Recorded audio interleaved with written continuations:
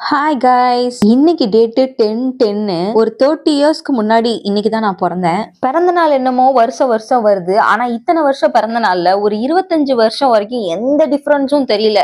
பர்த்டேவா jolly தான் அப்படி இருந்துச்சு. அதுக்கப்புறம் பூரா ஒவ்வொரு பிறந்த நாளைக்கும் ஒவ்வொரு ரெஸ்பான்சிபிலிட்டி. இப்ப இன்னைக்கு இது சரியாயிருமா இல்ல, நாளைக்கு சரியாயிருமா இல்ல, இதுவே உனக்கு பழகிரும் 30வது வயசு நமக்கு சொல்லி கொடுத்துருது. ஹாப்பி பர்த்டேன்னு சொல்லிட்டு கேக்க கொண்டு வந்து கொடுப்பாருன்னு பார்த்தா 3 கேண்டில் கொடுக்குறாரு. 30 வயசு ஆச்சுன்னா 3 கேண்டில் கொடுக்கணுமா என்ன? ஒரு 3 வயசு வரைக்கும் கொண்டாடின பர்த்டேல எந்த பிரச்சனையும் இல்ல. நம்ம என்ன செலக்ட் பண்றோமோ அதான் நடந்துச்சு. இப்ப இவருக்கு வந்து பர்த்டே கொண்டாடணுமா, கேக்ஸ் வெட்டணுமா, அதுவும் வந்து கேண்டில்ஸ் ஊதணுமா, இதெல்லாம் வந்து லிஸ்ட்ல வச்சிருக்கு.